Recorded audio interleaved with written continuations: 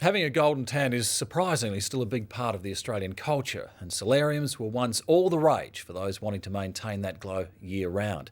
But times have changed. Commercial solariums will be banned in every Australian state and territory by January, except Western Australia and the Northern Territory. Health advocates say the state government's inaction here is putting lives at risk, but the solarium industry argues it's being unfairly targeted. Lucy Martin with this story. Summertime when the weather is high, you can stretch right up and touch the sky. Once upon a time, before being sun smart was a thing, generations of tan-chasing Australians spent hours literally baking their skin on the beach. When I grab people, when I dirty, when I mean, we love everybody, but we do as we please. Do you ever worry about the possibility of getting skin cancer? No, not really. I just sunbake. No, I've never really given it any thought. Really. No, never. We like the hot weather, don't we? Yeah, and so sure. we're often in the heat. A lot of people have got real hang-ups about it and stay inside all the time. And I think, well, you know, life's for living. You may as well enjoy it while you can. And if you get skin cancer, well, then keep inside if you want to.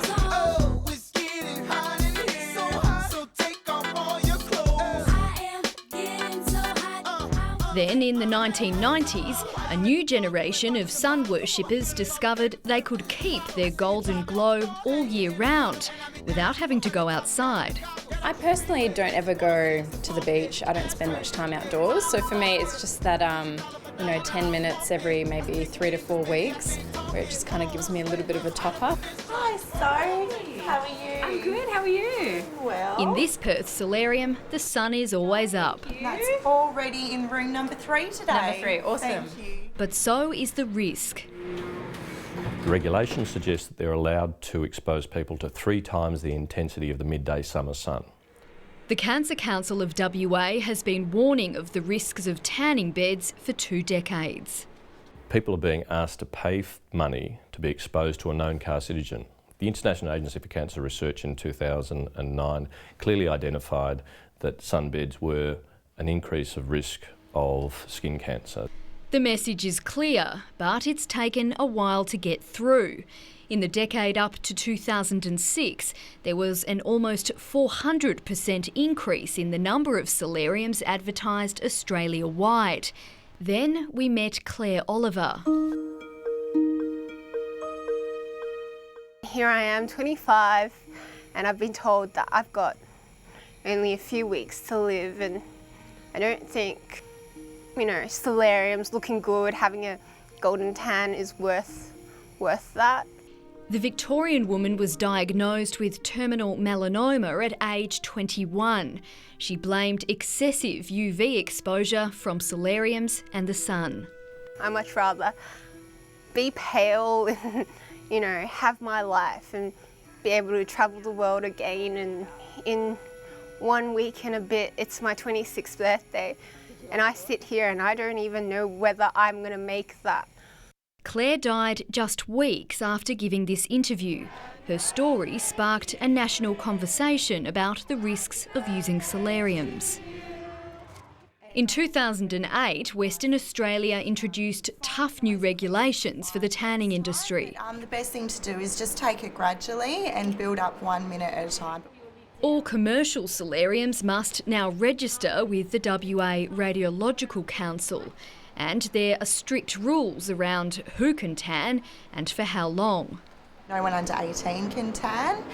Skin type 1 is not permitted to tan, and it does have to be 48 hours in between sessions as well. So we keep a record of all of that. All new clients at Bethany Reynolds Salon have to fill out a skin assessment, and warning signs are prominently displayed around the shop. They have a lot of rules here. You can't come every day. The girls are quite thorough with their checkup. The industry argues a highly regulated salon environment is preferable to clients sunbaking on the beach for hours at a time. And customers say they're making an informed choice to tan. But the Cancer Council says no amount of rules or regulations can make solariums safe. The regulations don't reduce the UV dose. Fundamentally, these machines provide an intensity of UV radiation that you can't physically get from the sun anywhere on the planet. The Health Minister Kim Hames has formed the same opinion, announcing late last year he intends to ban commercial solariums. It's great news for the Cancer Council. Don't come in if you've been out in the sun all day.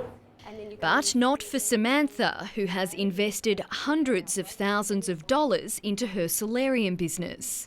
I will lose my business, I'll lose my livelihood, so basically they will send me broke. There are currently 27 solariums registered in WA, with 76 tanning beds between them. The industry is concerned a ban will force customers to go underground. People are also ringing me on a continued basis asking us if we're going to sell our solariums, what's happening with the industry, because they want to look at buying their own.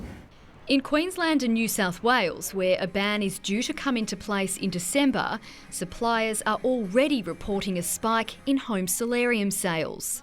If I knew someone that had a bed at home, then I might be tempted to use it occasionally.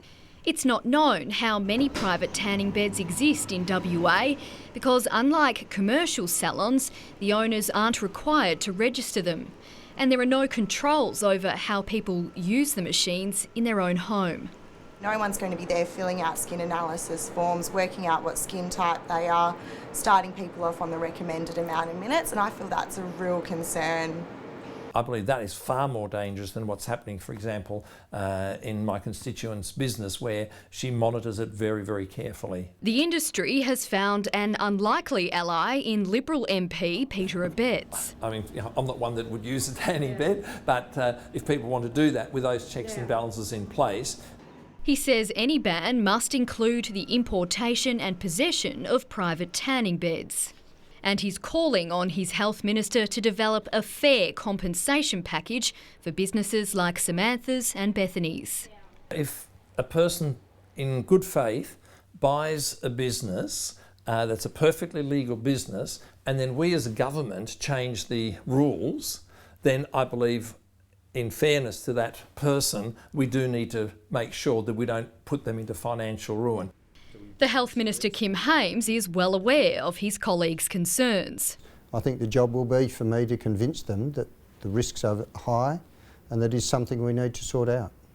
While Dr Hames works on convincing his colleagues, every other Australian state, bar the Northern Territory, has already put arrangements in place to ban commercial tanning beds by the start of next year. Well, it's not good enough, and it's disappointing that the Deputy Premier hasn't shown more leadership on this issue. The Cancer Council and the AMA are not impressed. The Cancer Council has been concerned about the solarium industry for more than 20 years. It's now time to turn the tap off. Dr Hames says a ban on private tanning beds will most likely be part of any policy package, as will compensation. I've asked Health Department to look at what every other state and territory is doing and bring that information back to me as part of a package with suggestions as to what we should do as a state. But he can't say when the ban will happen or even when it will go to Cabinet. Any delay in enacting this legislation is threatening people's lives.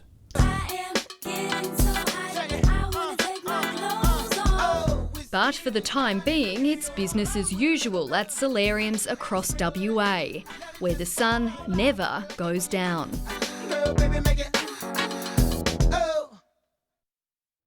Lucy Martin reporting there.